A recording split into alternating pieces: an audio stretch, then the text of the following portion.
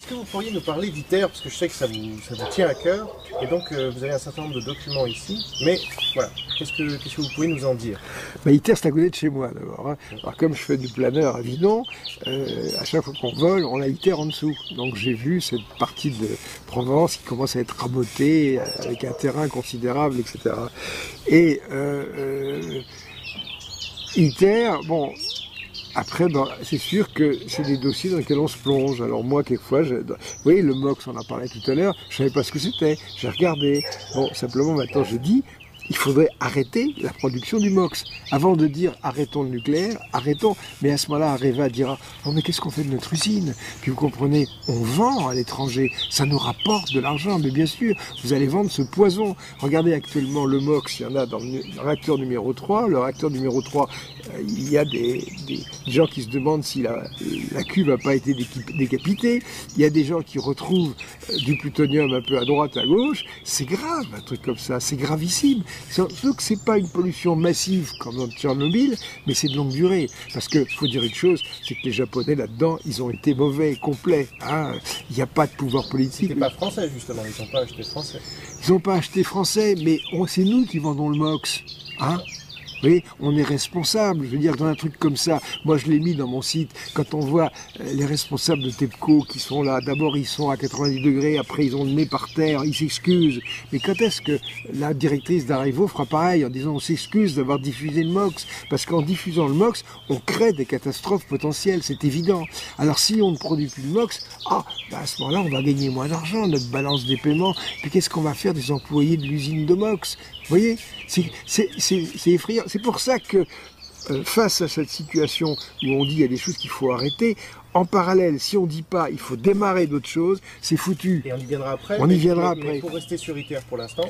Alors pour rester sur ITER, à ce moment-là, évidemment... Ça à 15 milliards d'euros, je vois. Voilà, disons qu'au départ ça faisait 5 milliards d'euros, ouais. Et il y a eu une réunion donc lundi dernier où des parlementaires européens sont venus pour entendre les gens d'ITER, leur parler de tout ça. Alors on avait la maire d'Aix-en-Provence, Marie Joissin, qui elle est une politicienne politicarde complet, et elle est pour ITER, peut-être pas pourquoi, mais... hein. Et alors, ma foi, ce qui est assez amusant, c'est que à partir de 18h lundi, les responsables d'ITER sont venus prendre leur violon. On aurait dit à Quator, ITER, vous allez voir, on nous a chanté le soleil en éprouvette, l'énergie illimitée, enfin vraiment, comme dit Michel Rivasi, ils nous en fument, ils nous en fument. Je veux dire, avec tous leurs arguments. Il n'y a rien à garder dans ITER, selon vous? Ah non, c'est dangereux. Alors, est-ce que vous pouvez nous expliquer déjà ce que c'est ITER? Parce que tout le monde ne connaît pas. Vous savez très bien ce qu'on raconte, on dit, vous comprenez, ITER, c'est merveilleux. D'abord, il faut savoir quelle est l'origine d'ITER. ITER, je crois que c'est 85, c'est une réunion entre Gorbatchev et Reagan, et à ce moment-là, ces deux grands, conseillés d'ailleurs par des responsables scientifiques russes, disent le nucléaire c'est moche parce que le nucléaire militaire c'est dangereux, le nucléaire civil ça va l'être. Est-ce qu'on ne peut pas imaginer du nucléaire pour la paix, l'atome pour la paix? Vous vous rappelez, Atome for Peace, c'était ça le thème, c'était l'atome pour la paix. Alors à ce moment-là, on s'est dit l'atome pour la paix, qu'est-ce qui peut très bien être pacifique? La fusion. La fusion, vous voyez, deutérium, tritium, avec ça on ne peut pas faire de bombes, on ne fait pas de matériaux fissiles, etc. Il n'y a pas de retombées, c'est merveilleux comme truc, il n'y a pas de déchets. C'est pas vrai, parce que comme il y a des neutrons, il y a des choses qui sont activées. Mais tout d'un coup, comme le nucléaire, uranium, plutonium, c'était une vraie cochonnerie, tout d'un coup, la fusion a été parée de toutes les vertus. Hein. Et à ce moment-là, on a expliqué aux gens, vous comprenez, c'est ce qui se passe dans le soleil, nous allons faire un soleil en éprouvette. Et ce soleil en éprouvette, on nous l'a vendu 3 fois de suite. Hein. Je veux dire que quand Torsupra a été fabriqué il y a 30 ans, Torsupra, c'est un tokamak, avec un aimant supraconducteur. Et moi, j'ai été invité à Cadarache avant qu'on donne le premier coup de pioche pour Torsupra, et je peux vous garantir qu'on nous disait Torsupra, c'est l'énergie à gogo, c'est formidable. Puis comme ça n'a pas marché, on dit, vous savez, ça n'a jamais été prévu pour faire de la fission, faire de la fusion, quoi. On justifie a posteriori.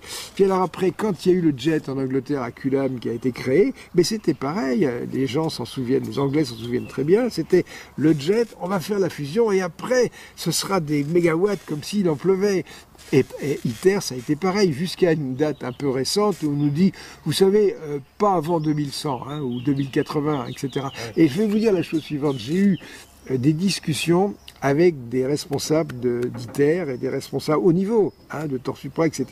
Je ne vais pas citer leurs noms parce que je ne vais pas les emmerder, mais il y a une chose, c'est que, vous voyez, ils me connaissent et, je dirais, pour certains, je suis une sorte de légende vivante au plan scientifique. Je le dis en toute modestie.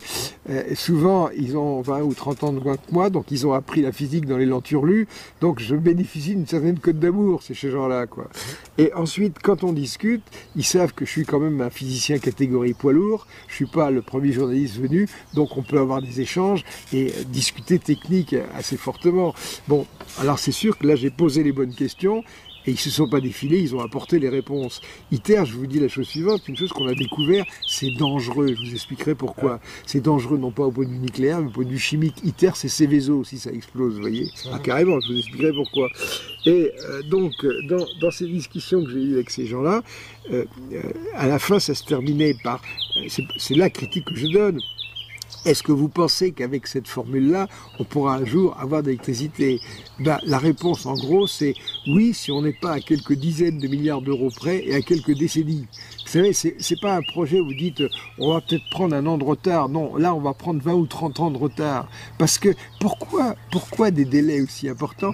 Parce qu'ITER, c'est affreusement compliqué. Quand on discute avec ces gens-là, on se dit mais un réacteur nucléaire, vous voyez, il y a autant de différences entre ITER et un réacteur nucléaire qu'entre un moteur à réaction et une bouilloire. Oh. Oui. Alors pourquoi? Qu'est-ce que c'est exactement ITER? Bah, ITER, vous avez une chambre toroïdale, vous avez un aimant supraconducteur, ce qui n'est pas rien, hein, qui doit être refroidi à l'hélium liquide. Ensuite, vous avez X moyens de chauffage, vous injectez des neutres, vous injectez des particules alpha, enfin des tas de trucs. Ensuite, vous avez un engin qui est d'une instabilité inimaginable, vous avez toutes les formes. Ces gens-là me disent, vous savez, en matière d'instabilité de plasma, on est gâté, hein, c'est incroyable. Par exemple, ce plasma, vous essayez de le garder avec un champ magnétique. Et l'image qu'il donne est assez bonne. Essayez d'imaginer que vous avez une sorte de chambre à air de voiture très molle et vous essayez de la comprimer avec une bande Velpo. C'est ça. Alors, vous voyez, ça fait des boudins, des trucs. C'est pas commode, vraiment. Et là, c'est du MHD. Oui, c'est de la MHD. Et c'est pour ça. À un moment, je crois, dans une autre vidéo, vous m'avez dit, c'est quoi votre spécialité? C'est la MHD. Ben, la MHD, c'est un truc très large. Mais comme je connais la MHD, je peux comprendre ITER. Je peux comprendre toutes ces choses-là. Ouais. Ça me permet de poser les bonnes questions, etc. Bon. Mais c'est vrai que c'était MHD des réacteurs à fusion. Mais c'est le cauchemar. Ces trucs-là, par exemple, vous avez des belles images de synthèse, vous voyez la chambre d'ITER, puis au centre, vous voyez une espèce de tore rosâtre, comme ça, qui représente la fusion. Mais ça, c'est une vue de l'esprit. Si on la représentait, vous auriez une espèce de machin qui arrête pas de gigoter, etc. Puis quand il gigote, il se rapproche des parois. Et quand il se rapproche des parois, il arrache des atomes, il s'arrache les cheveux, les pauvres malheureux. Ouais. Non. Ils n'avaient pas prévu ça, les ingénieurs? Mais c'est pas qu'ils n'avaient pas prévu ça, c'est que ça a commencé tout de suite. C'est-à-dire que c'était affreusement instable dans les années 50, et maintenant, en 2011, c'est toujours un peu instable. Mais il n'y a pas moyen, on n'arrive pas à se... Et alors vous avez des instabilités qui se créent en une fraction de seconde, et puis après il y a celles qui vont mettre 15 minutes à... Alors moi j'ai trouvé ça passionnant même. Si vous voulez, il y a une chose, c'est que ITER, c'est une merveilleuse expérience de physique. C'est vrai que ça touche des tas de domaines, c'est extraordinaire. Et en discutant de ça, on sent bien d'ailleurs que les gens qui travaillent là-dedans, ils sont passionnés, parce que c'est passionnant. C'est un peu cher pour une expérience. Voilà, c'est ça. Et c'est pour ça que j'ai titré les papiers « Une expérience à 15 milliards d'euros ». Hein. Et un peu dangereux, vous disiez, alors pourquoi? Alors dangereux, bah, si vous voulez, parce que, et ça, c'est là que je trouve que c'est monstrueux d'avoir fait une chose pareille, c'est que ITER, c'est pas une réaction nucléaire, c'est deux. hein.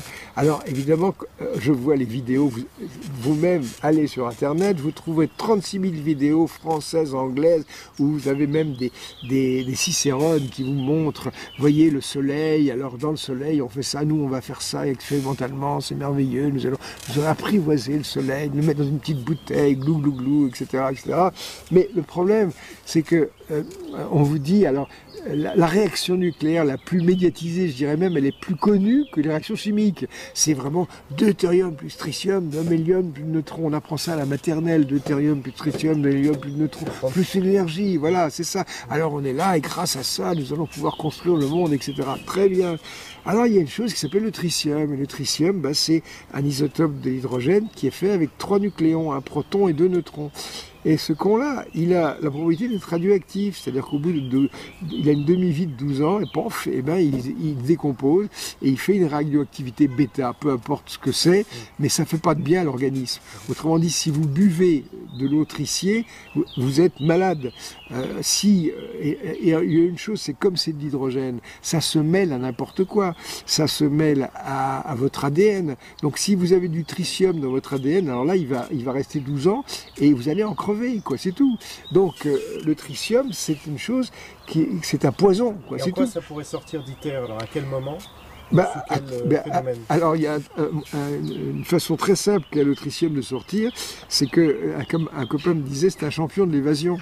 C'est-à-dire que comme ce sont des molécules très petites, rappelez-vous l'hydrogène. Prenez un chimiste et lui dit comment est-ce que vous faites pour garder de l'hydrogène. Eh l'hydrogène, par exemple, vous prenez un récipient avec un joint, il va passer au travers du joint. Il passe à travers tous les joints possibles, imaginables. Il est même capable de passer au travers des métaux. L'hydrogène, c'est connu. Alors évidemment, s'il y a des fuites d'hydrogène, regardez par exemple, quand vous avez un ballon à hélium, l'hélium aussi c'est tout petit, vous savez que votre ballon à hélium, vous baladez avec, mais de temps en temps il faut en rajouter parce que ça fuit. Il n'y a pas d'enveloppe en polyuréthane ou n'importe quoi qui vraiment est impeccable vis-à-vis de l'hélium, ça fuit. Bon, et l'hydrogène aussi ça fuit. Alors ça fuit, ce qui fait que vous perdez de l'hydrogène, vous perdez du deutérium, mais si vous perdez du tritium, c'est la catastrophe. C'est pas bon. Bon, alors d'abord il y a ça, ensuite c'est très cher. C'est comme ça une durée de vie relativement faible. Finalement, dans l'image qu'ont les gens par rapport à ces réacteurs de fusion, ils se disent deutérium, tritium, deutérium, tritium, donc il faut du deutérium, il faut du tritium. Le deutérium, c'est relativement facile à obtenir. On peut l'extraire de l'eau de mer. Le tritium, c'est fabriqué dans des réacteurs canadiens qui s'appellent les réacteurs Candu, qui sont spécialisés pour fabriquer du tritium.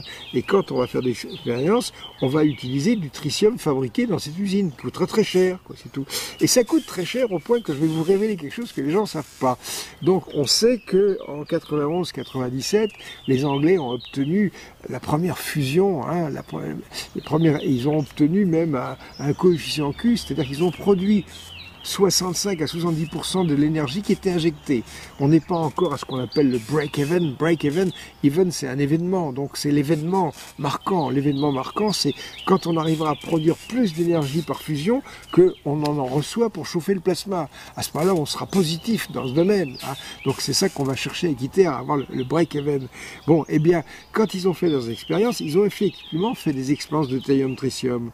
Mais ce que les gens ne savent pas, parce qu'on leur cache, mais qui m'a été dit, moi je me le suis fait redire ces jours-ci par le spécialiste en question, qui est un haut spécialiste, un type de, je sais pas, 54 ans, c'est pas le bleu, quoi, hein, c'est pas un technicien qui me raconte ça dans un couloir.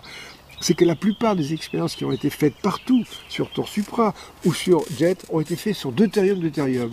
Parce qu'il y a une fusion deutérium-deutérium, vous chercherez dans Internet, il y a différentes filières, on peut faire fusionner ça. Sauf que la température est plus élevée, c'est-à-dire que pour faire la fusion deutérium-tritium, elle est intéressante parce que c'est celle qui se fait à la plus basse température. À 100 millions de degrés, ça marche. Pour le deutérium-deutérium, il faut monter à 150 millions de degrés. Mais ça, simplement, ça dépend comment on injecte l'énergie, tous les canaux à énergie qu'on a, on chauffe. Donc, on a fait des expériences deutérium-deutérium, et puis après, on a fait quelques expériences de deutérium-tritium pour vérifier que ça marchait. Mais après, ça coûte tellement cher le tritium qu'on préfère travailler avec du deutérium. Mais on ne le crie pas sous tous les toits. On dit on a réussi à faire la fusion deutérium-tritium. Mais en fait, aujourd'hui, demain, il y a des expériences qui se font sur Torsupra. On ne fait pas ça au deutérium. Et si le type dit vous ne mettez pas au tritium, vous ne faites pas ça avec du tritium, ben non, ça coûte trop cher. On fait ça au deutérium. Mais si on mettait du tritium, ça marcherait pareil, sauf qu'on serait moins chaud. Vous voyez, là, vous avez un scoop, vous avez une information comme ça. C'est pas grave. Bon, alors le problème, c'est que donc on a ce deutérium qui coûte une fortune. Et quand ITER fonctionnera, et je peux vous dire la chose suivante, quel est le but d'ITER? C'est arriver à faire la fusion deutérium-tritium avec un coefficient Q supérieur à 1, c'est-à-dire en produisant plus d'énergie qu'on en injecte, hein, et pendant un temps assez long, 400 secondes, 1000 secondes, un truc comme ça. Alors qu'en Angleterre, on a fait une seconde. Pourquoi on a fait une seconde? Mais parce qu'on a un électroaimant qui marche avec, qui n'est pas supraconducteur. Donc là-dedans, on fait passer 1 million d'ampères. Ben, 1 million d'ampères, ça fait un effet Joule, pas possible. Donc si vous disiez aux Anglais, vous ne pourriez pas faire marcher votre électroaimant pendant une demi-heure, le type dit, vous rigolez, il y a le laboratoire qui partira en fumée. Donc la seule solution, c'est l'aimant supraconducteur. Et c'est là que les Français arrivent en disant, nous on a fait Tor Supra avec un aimant conducteur, et là, nous on est opérationnel, on sait faire des champs magnétiques de 4 Tesla, de 40 000 Gauss, dans des volumes importants, on sait faire. Donc à ce moment-là, c'était un petit peu les résultats des Anglais, plus le savoir-faire des Français, on s'est dit, ah, on va faire ITER. Mais il manquait quelque chose d'essentiel. Il manquait quelque chose d'essentiel, et ce quelque chose d'essentiel, c'est la régénération du tritium. Et un réacteur à fusion ne peut pas fonctionner s'il n'y a pas cette régénération du tritium. Il y a des tas de raisons pour ça. Le premier, c'est qu'on voyait que la fusion, ça crée des noyaux d'hélium et des neutrons. Et ces neutrons, eux, ils passent gentiment au travers de la barrière magnétique. Parce que comme il n'y a pas de charge électrique, ils s'en foutent. Alors ils vont activer les structures, etc. Mais surtout, il y a une chose que avait soulevé feu le prix Nobel d'Eugène, qui disait, bah, vous savez, moi je connais bien les aimants supraconducteurs, c'est fragile les aimants supraconducteurs. Un aimant supraconducteur, c'est quelque chose dans lequel le courant passe, il n'y a pas d'effet Joule, vous le savez, il n'y a pas de résistance. Et si tout d'un coup un endroit du supraconducteur devient résistif, il y a un dégagement de chaleur. Il devient résistif, c'est-à-dire il y a une résistance électrique. Oui. Et par exemple, en 2008, au CERN, ça m'a été dit par Jean-Marie Brom, il y avait au CERN aussi, il y a des aimants supraconducteurs qui permettent de confiner les particules qu'on fait circuler dans ces boucles à très haute énergie. Eh bien, à un moment, il y avait une soudure qui était mal faite et elle a cessé d'être supraconductrice. Elle est devenue conductrice. Tout ça, c'est dans l'hélium liquide. Il y a eu une étincelle. L'étincelle a produit de la chaleur et a vaporisé l'hélium liquide. Mais il y a eu une explosion qui a bougé des aimants de 40 tonnes de plusieurs mètres. Vous voyez ce que c'est? C'est pas de tourpeau. Hein. Et moi, je me rappelle, je vais raconter cette anecdote parce que c'est assez amusant. La première fois que j'ai vu une grosse installation supraconductrice, c'était il y a 30 ou 35 ans. J'étais à Livermore, en Amérique, en Californie, et j'ai rencontré un scientifique qui était assez connu, qui s'appelle Fowler. Et il avait fabriqué une machine supraconductrice qui s'appelait Yin Yang, qui était une espèce de truc qui faisait 4 mètres sur 4, c'était énorme, quoi. Et à un moment, j'ai dit à Fowler, mais il y a une chose, c'est que vous avez cette machine supraconductrice, tout d'un coup, si elle cesse d'être supraconductrice, il y a une énergie phénoménale là-dedans, hein, et ça devient une bombe, ça vous explose à la gueule. Et il a fait cette remarque, les gens, je crois qu'ils ont besoin d'un petit côté humoristique pour se souvenir des choses.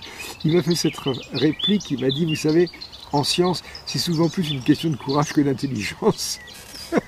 Et c'est vrai, donc un aimant supraconducteur, ça peut avoir des processus destructifs catastrophiques. Donc vous avez vu le CERN, ça pète, quoi. Bon, alors, si ça ne casse que l'aimant, c'est un moindre mal, mais vous avez aussi autre chose. Quand vous prenez votre ITER, vous avez la première paroi, le first wall, le truc qui vraiment est en contact avec le plasma hyper chaud. Et actuellement, on se demande, on a fait un choix, on a pris du beryllium. Hein. Le beryllium, c'est un métal qui a la propriété d'être le plus léger possible. Le problème, c'est qu'il faut éviter pour votre lectorat... rentrer trop dans les détails. Dans les détails. Mais disons que le beryllium, on le prend pour des propriétés particulières, parce qu'il est évident que les atomes d'hydrogène vont arracher des atomes. Donc il va arracher les atomes de beryllium. Au début, on avait essayé le carbone. Le carbone, c'est bien, ça tient assez à des hautes températures.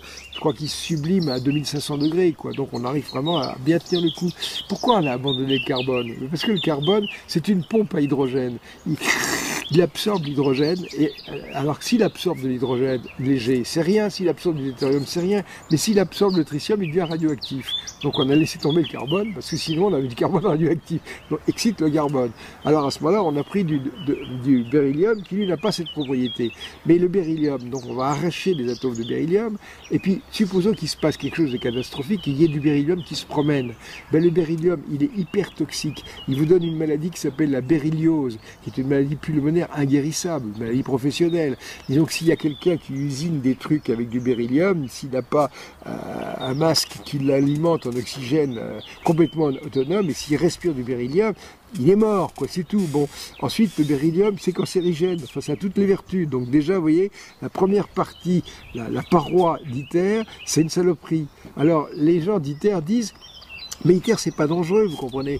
Il ne peut pas y arriver des choses comme Tchernobyl, parce que si jamais ça pète, eh bien, la réaction nucléaire s'arrête. Tout à fait d'accord. Ça s'arrête, sauf qu'il y a 3 kg de tritium qui sont relâchés dans la nature. Et à ce moment-là, on pourrait dire, oui, pas grave, bon, ça va se diluer, tout ça.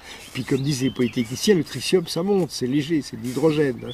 On pourrait encore revenir, quand on connaît un peu l'aérologie, on sait par exemple que quand il y a un régime d'ondes, ça peut plaquer le tritium sur le sol, c'est tout simplement bon.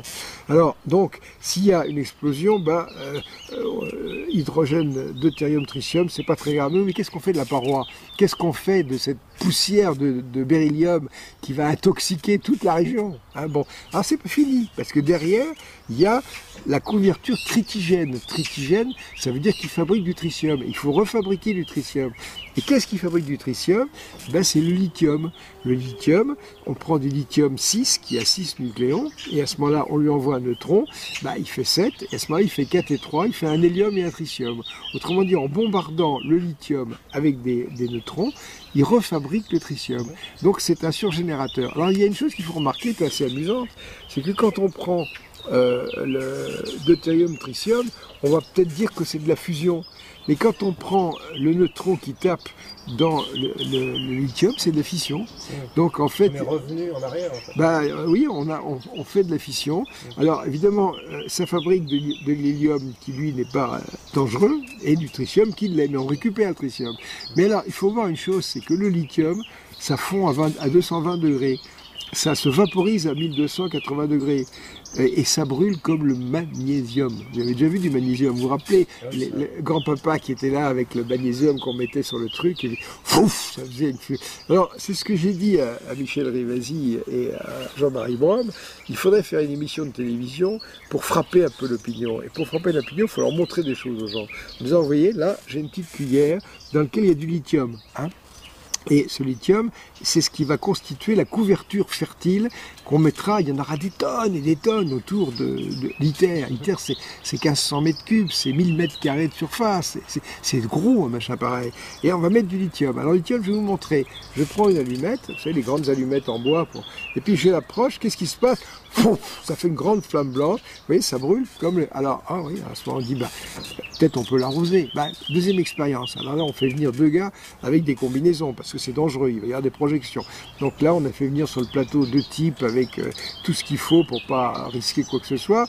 Le premier, il a la petite cuillère avec le lithium, le second, il a l'allumette, et le troisième, il a un pchip-pchip pour mettre de l'eau. Hein.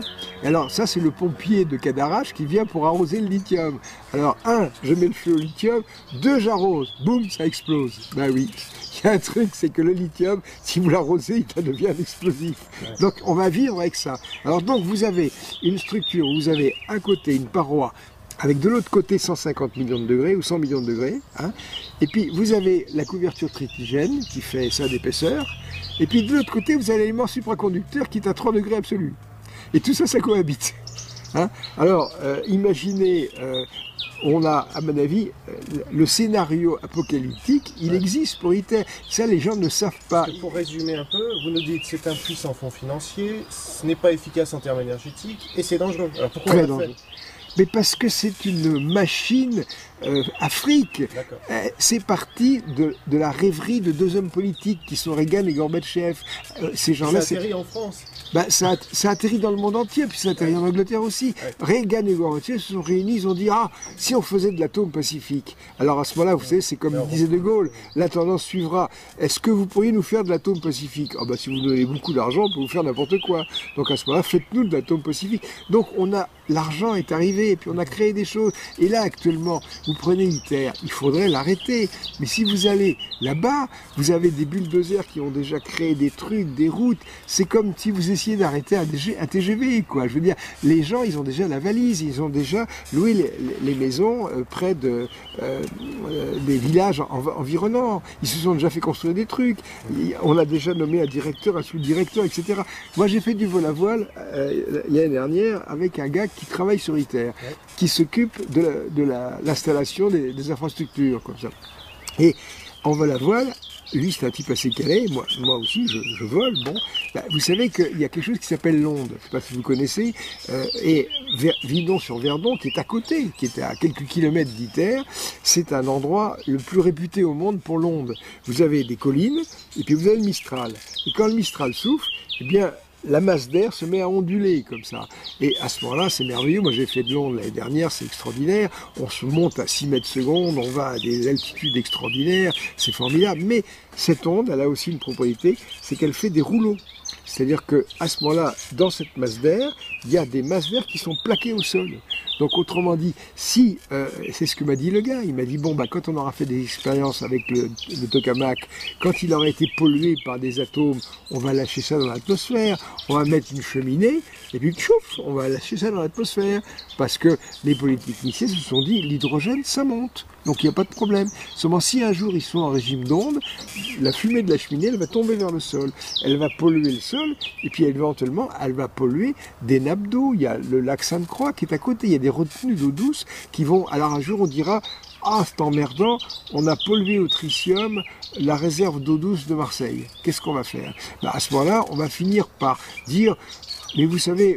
Cette pollution quand même est très en dessous des seuils qui permettent d'avoir des...